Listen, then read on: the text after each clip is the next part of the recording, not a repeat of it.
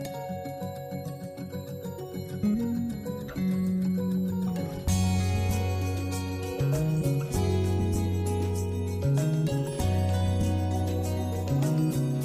everyone, my name is Christian Jensen.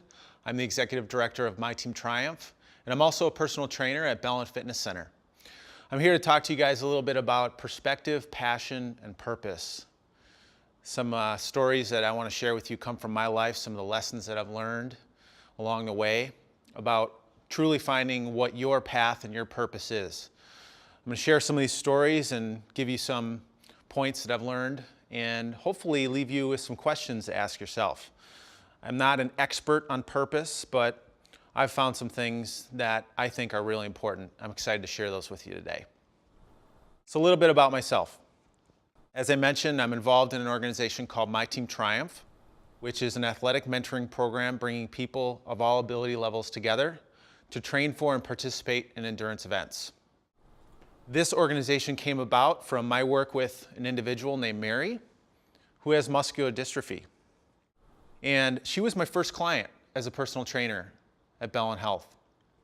And when I first met Mary, she came into the fitness center for our consultation, literally riding her husband's back. Now, you can imagine as a personal trainer just out of college, what I thought when I first saw Mary. I was pretty scared and got to talking with her, and she told me about her disability and how basically when she wakes up in the morning, all she can really do is move her fingers and her toes. And being someone who has done athletics their whole life, been in track and field, been in football, been in basketball, and being in a career where moving and being physically active is so much of part of what I do, I felt really helpless of what do I do with Mary.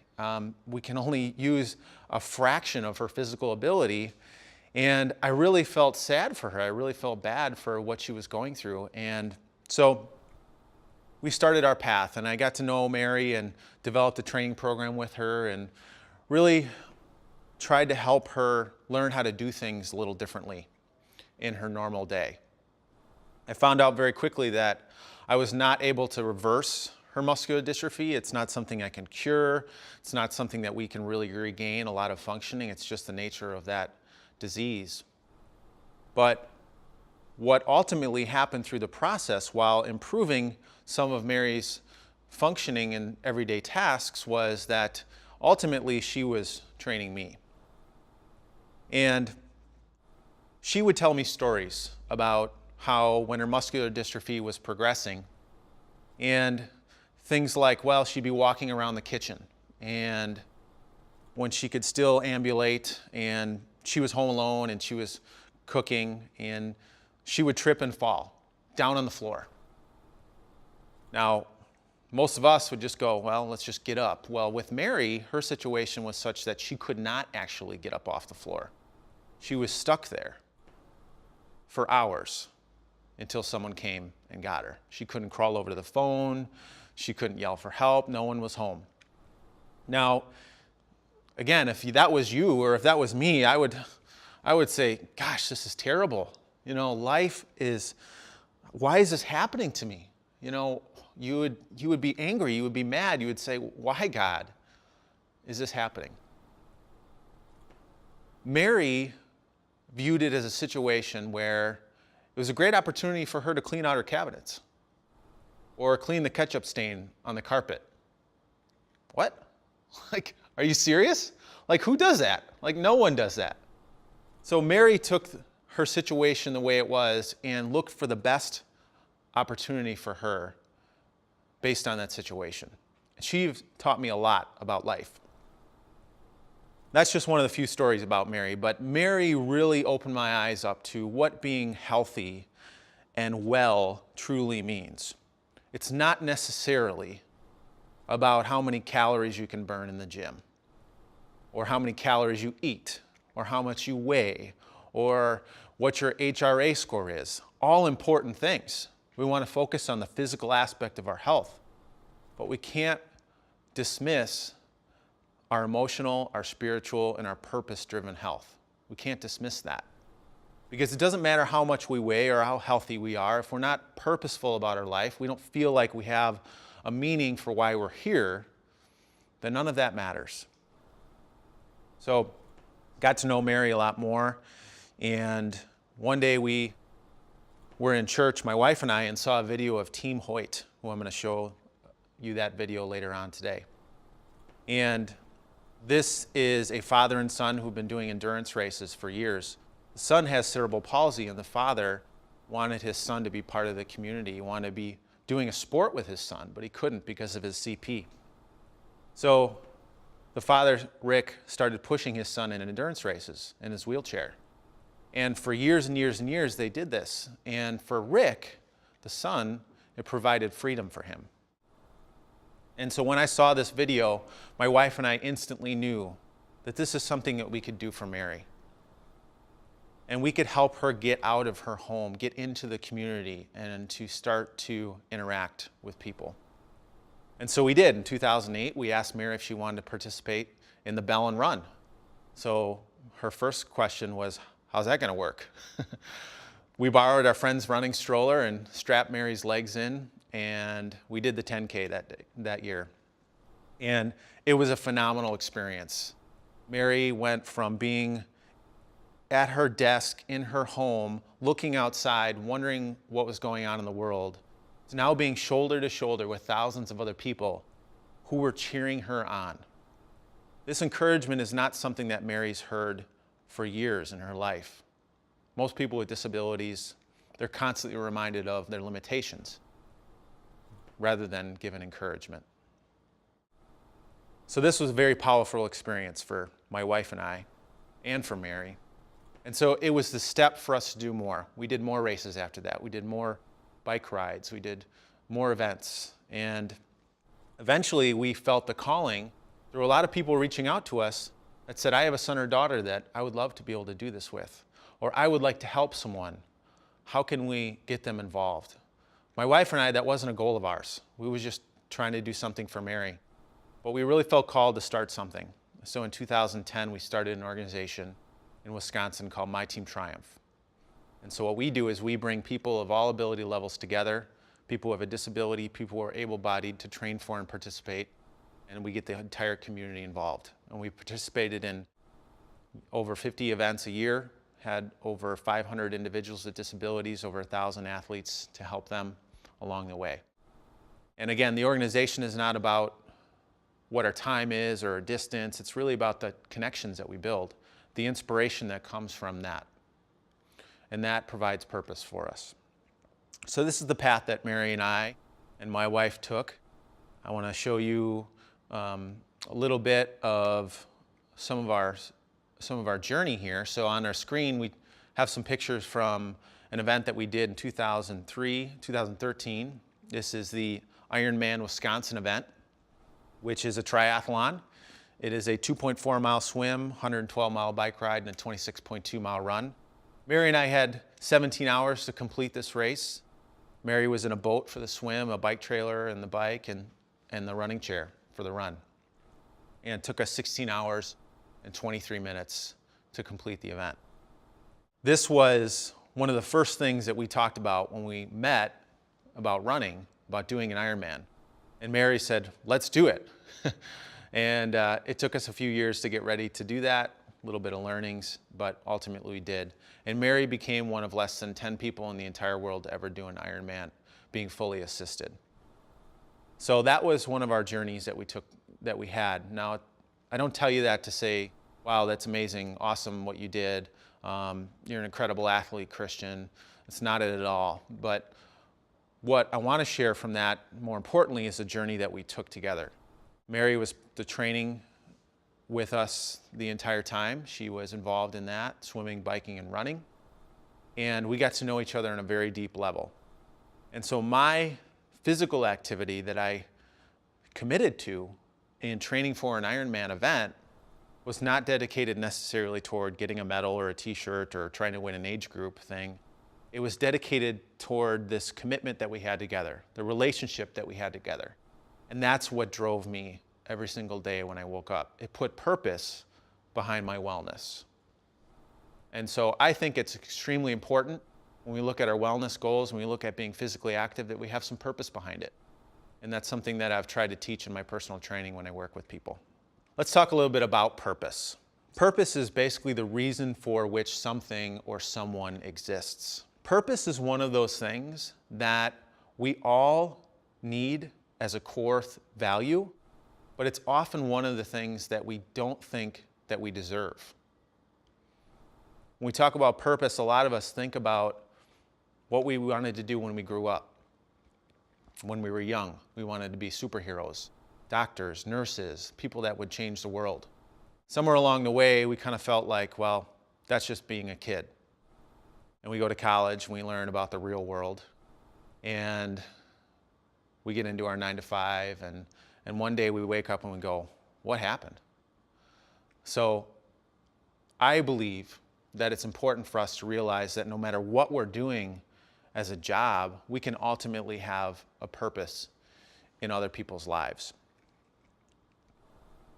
Now, why is purpose important in wellness? There are real statistics around if people have a purpose behind why they want to be well, physically active, being healthy, that they will actually strive and achieve better wellness because of that. Or if people just have purpose in their life, they will actually be healthier. Some of you may be volunteers for a local organization, local nonprofit, a charity, giving of your time. I'm willing to bet that if I ask each of you, is that something that makes you feel better about who you are? Does that improve your sense of wellness? Most of you would say yes. And so that's a prime example of having purpose in your life. So it's really important for us to have purpose as one of our prime motivators for wellness. Now, most of us do not have purpose. Would you agree with that? Would you agree that most of us do not have purpose as the prime motivator for wellness? If not, what is the prime motivator for wellness? Well, what I see nowadays is it's a lot of fear. It's a lot of fear about people losing their health or spending a lot of money on their health care or just losing their ability. And we tend to not do anything proactively anymore. We tend to just react to our health. But I believe if we focus on purpose as the primary motivator, then we're going to really enjoy life the greatest that we can. Do we focus on that as a prime motivator? Do we focus on that purpose? That's one of the first questions I want to ask you. Do you focus on that as one of your prime motivators for being well? Give that some thought. Now, when we think about our careers and we think about our paths in life, specifically our jobs, where we spend most of our time, we don't focus on a purpose path. We often focus on what I want to call the occupation path. And what this is, it's really going through this process. One, I'm going to go to school. I'm going to learn about what my strengths are. I'm going to develop some skills around those strengths. I'm going to market myself and find a job. I'm going to make some money. I'm going to get a house. I'm going to have a family. And I'm just going to exist in this world. Now, that's the occupation path. And again, most of us get to a point in our lives where we go, wow, what really happened? I had all these dreams I wanted to do. I wanted to be this person. And where did that go? So the occupation path is what most of us are going down toward. So why does the occupation path not work? Well, first of all, there's a flaw in it. And when we look at the occupation path, we believe that ultimately where we're going to go in life and our purpose comes from our strengths. Now, you're probably saying, well, that makes sense, right? I mean, I'm going to use my strengths to do something in life and have a job or have a meaning. But the problem with that is our strengths come from what's easy. Now, when you look at our weaknesses or our challenges or things that happen in our life that are difficult, what we often don't do is look at those as inspiration for what we should do. But when you look at the most influential and inspirational people in the world, all these people come from a background of using their challenge to inspire other people. Okay? A lot of examples out there. Rosa Parks, right? Why did Rosa Parks' message get across so powerfully? Obviously, she was the woman that stood up on the bus and said, no more. Well, she was in a time where people were just going with how things were told that they should go with. And she had the courage in her situation, in her challenge, to say, no, I'm going to step up. I'm going to do something. So she used that challenge to inspire other people. Just that single act inspired millions of people. There are stories all over the place about people using their challenges, using their difficulties. Mary was that story for me, and she's inspired me in ways that I can't even describe. Number 2 is the end result of following a occupation path lacks fulfillment. If we follow the occupation path, what are the end result? 1, I'm going to increase my material wealth. I'm going to have a larger bank account. I'm going to have more stuff, And the stuff does not lead to fulfillment. It might make us be more happy. We're going to feel better about some things, but we're not necessarily going to be fulfilled. Now, don't get me wrong. If you're making a good paycheck, you've got a lot of stuff, that doesn't mean that you're not being fulfilled. That has no correlation to that. But if that's your prime motivator, just to acquire things, you're not going to be fulfilled, I guarantee you that. It also doesn't focus on the why we're here. The occupation path does not do that. So those are the 3 reasons why the occupation path is flawed. Now, if we get into what I call the purpose path, it looks at 3 things. It looks at having a perspective about the challenges that we've had in life, using those challenges to understand what your passion in life is, and then through that, discovering your purpose. So a little quote about perspective that I want to share with you from Stevie Wonder is, life has meaning only in the struggle. Triumph or defeat is in the hands of God. So let us celebrate the struggle. Essentially, what Stevie Wonder is getting across here is that part of our true definition of who we are comes from the challenges that we go through in life. Now, a lot of times we look at those things as things that bumps in the road that we just want to forget about because they were very difficult. But we all experience challenges in our life.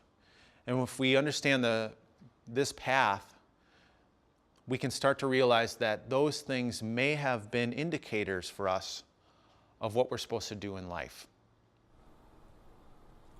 Passion. T.D. Jakes, it is your passion that empowers you to be able to do the thing you were created to do.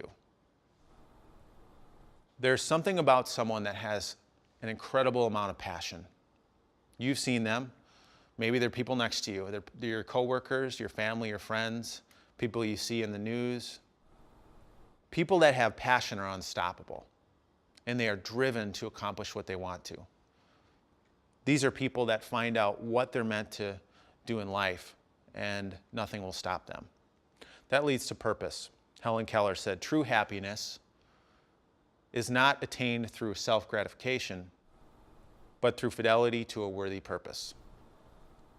So what Helen is trying to get across is that we need to find that purpose. We need to find something in our lives that leads to greater than just self-gratification, greater than just accumulation of wealth, but something that goes beyond ourselves and impacts other people. Now, I want to share with you a little bit of a story about my life. You may be asking yourself, well, how do you know anything about perspective, about passion, about purpose? Now, what I didn't tell you was that when I met Mary as a personal trainer, I was personally going through a big struggle in my life.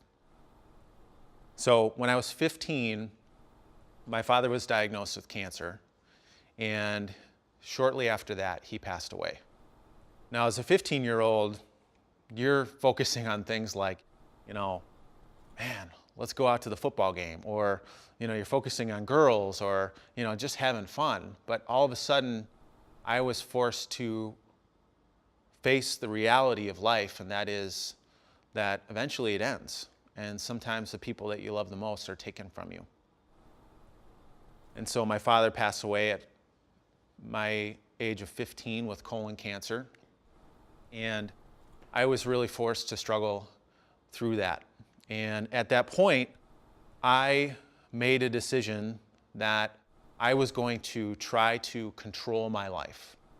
I made a decision that how could there be a God that would take my dad away from me? And so I made the decision that I wouldn't even believe in God at that point in my life, but I believe in myself. I believe in my own strength. I believe in doing things almost ruthlessly and being the best at what I could be at. And so all I focused on was me. And while I achieved success in some of the areas I sought out to do, athletically, academically, in high school and college, there was always something missing because it was just about me. It wasn't about helping others. And then my motivation came out of anger rather than really understanding what the true message of that challenge was in life. Now, part of that anger came from the fact that I really didn't know my father. He was someone that was very supportive of what I wanted to do in life. He loved me as a son, but he spent most of his life working. He had 3 businesses. I would see him late at night for a goodnight kiss and every other weekend when he was home. And so to this day, I wonder who really was my dad. And I wonder, would I have made him proud? And that's something that I think is really important for all of us to have those relationships. So that was one of the motivation that came out of my actions to be the best that I could. Now, if you focus on that path of just doing the very best that you could and ultimately achieving all you can, but just for yourself, eventually something's not going to balance out. And so for me, I started to alienate my family. I started to alienate my friends. And I found myself alone as a mid-20-year-old guy in college and really trying to figure out what is my path in life and changing my major a number of times in college and just really struggling with why am I here? And I dealt with a lot of depression. And this depression built up and ultimately led to an addiction that I struggled with for years. Now, I'd be lying to you if I said that I didn't think about how I could end that addiction by taking my own life. That's how difficult it was.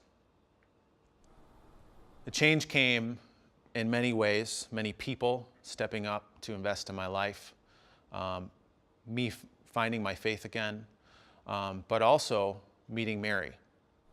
When I met Mary, I was really in the depths of my struggle. And what I found out from her was that when we look back on our lives, when we look back on the things that challenge us, that we go through, is that those things can lead to why we're ultimately here. They can lead to finding our purpose. Mary has affected so many people because of her disability.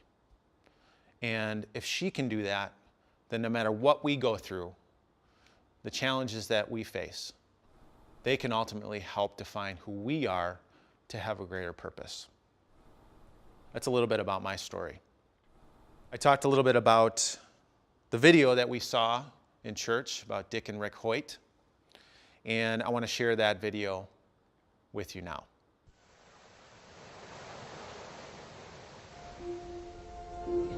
Registration for the 25th Ironman continues one by one. Some faces we recognize. Here is 58-year-old Richard Holcomb, number 214, back for a second try. He's legally blind and it doesn't matter to him. No, the thing that must occur at all costs is this time, cross the line. It's more than a race. It's a lifetime event that we'll remember for the rest of our lives. They're either going to carry me off the course or I'm going to cross the finish line. The stories about people like Richard Holcomb pass through this world as Race Week moves toward this morning. Hey, did you hear about the man who is legally blind? People love to tell and love to hear the stories. Then, appearing near the start line, where they've been before, are father and son, Dick and Ricky Hoyt. There is no one here who hasn't heard about them, their story, and a human commitment that goes far beyond and far back.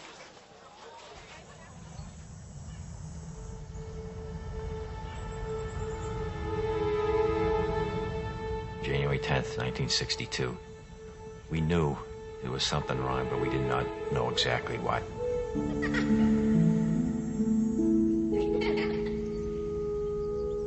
The doctor said, forget Rick. Put him away, put him in an institution. He's going to be nothing but a vegetable for the rest of his life. We cried a little bit. We talked, and we said, no, we're not going to put Rick away. We're going to bring Rick home and bring him up like any other child.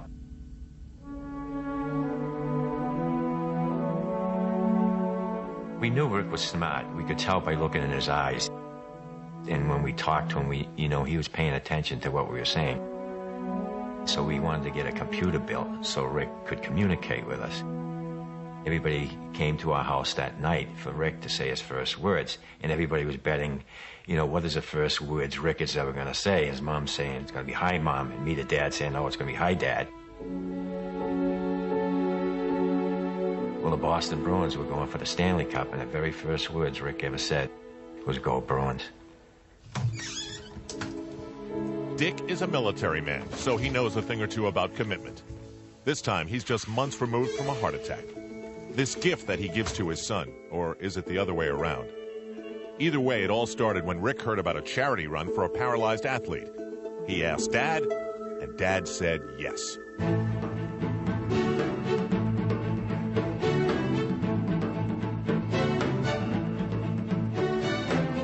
The gun went off, and we went off with all the other runners, and everybody thought that Rick and I would just go to the corner and turn around and come back. Well, we didn't. We finished the whole 5 miles, coming in next to last, but not last. And when we got home that night, Rick wrote on his computer, Dad, when I'm running, it feels like my disability disappears. So that was a very powerful message to me, that we finally found a sport that Rick could get involved in, just like everybody else.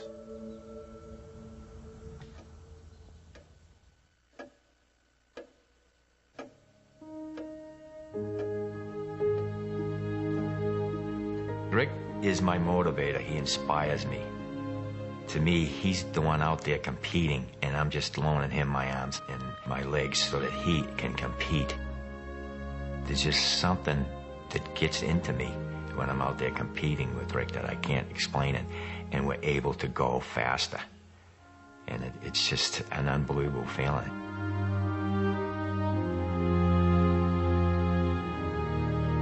Rick and I love the Ironman triathlon, to be out there competing with the best triathletes in the world, to be accepted to compete along with these triathletes.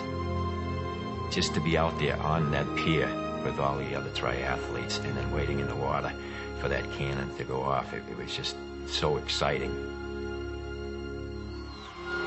The feeling coming down the finish line at Leahy Drive, it's just an awesome experience. With the crowd there, all the excitement, the noise, and the announcers announcing, all your adrenaline just gets flowing.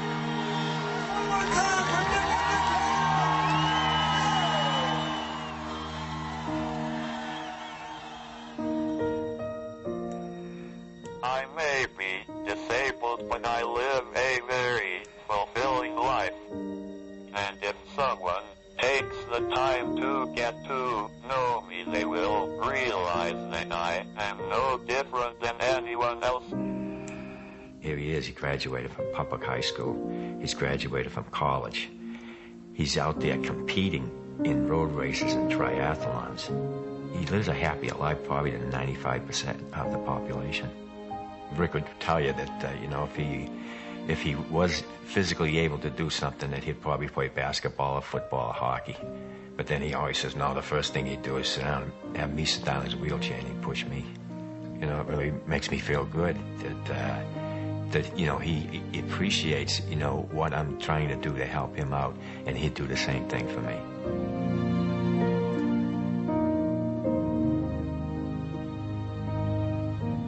Our message is, yes, you can. You can do anything you want to do as long as you make up your mind. You can do it.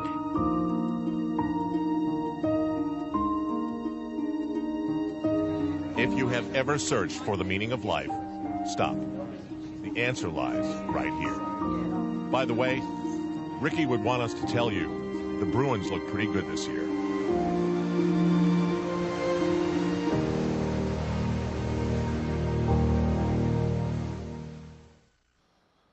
Pretty powerful stuff, right? Can't help but be inspired by Dick and Rick. It's really helped me to ask a lot of powerful questions in my life.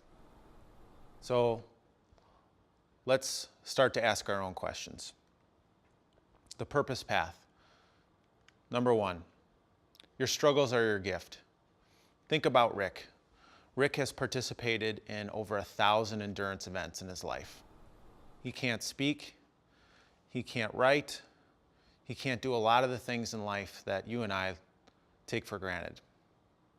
But just as the video said, he has a college degree, he's incredibly intelligent, and he has literally impacted millions of people through what he's done with his father. So his struggle is a gift for him and others in the world. Number two, the struggles are the source of passion. Our struggles provide the motivation and the inspiration that we need to find out what our passion is. Don't ignore your struggles. Don't think that those are things you want to forget about. Really understand that there could be something within those struggles that lead for you to finding out what your passion truly is. And when you find that, harness it and use it as your purpose. And you'll inspire many people. So there's a couple questions I want to leave you with today. I can't answer these for you. I'm not expecting you to go run marathons or do Ironman events. That's may not be your path. And quite frankly, you don't have to be in a job that you think, that we all think is, oh, that's an awesome career. You know, that's really easy to have a purpose. You can have a purpose no matter what you do. It's not necessarily what you do that is your purpose, it's why you do it. So the first question I want to ask you is, what challenge in your life has defined who you think you are? So what difficulties, what roadblocks, what mountains have you had to climb that have defined who you are? And I'm willing to bet that when you really think about those things, although you'd love to forget about them, you can trace the steps forward in your life and really see how those have improved your life in many ways, given you a new perspective, helped you appreciate things that maybe you didn't before, or took you down a separate path that led to where you are today. And number two, what impact could come from you using those challenges for good? A lot of people who struggle with something end up teaching others who struggle with the same thing. A lot of people who struggle with addiction end up teaching others who struggle with that same addiction. Now, whatever your struggle was, whatever it is, you can be an inspiration to someone else. You can be a mentor for them. You can use that to really realize what's most important in your life and to find your purpose. So again, two questions. What challenge have you had in your life that defines who you are, and how you can use that to really help others? I just want to encourage you on this path. I want to challenge you to leave from this talk and really think about those things. Maybe go home today from work with the radio off and just looking out, just thinking, and really pondering those things. I wish you the best on your journey. Thank you.